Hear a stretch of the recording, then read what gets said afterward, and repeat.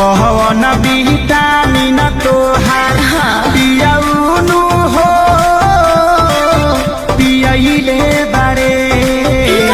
क्या एक्टिंग कर रहा है, क्या बात है। सेवा सेवा दानी लागे जमकेनु हो पहिले बारे। छौरी पट दे त पटने का आगा से हट कदी दोसर छौरी पर लाइन मारे त दे। छोरा रुक तो एनन भूख तनी हमरो त सोच बिचारा।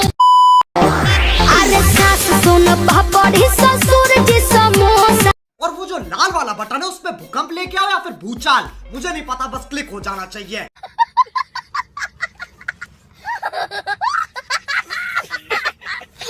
नमक नमक की नया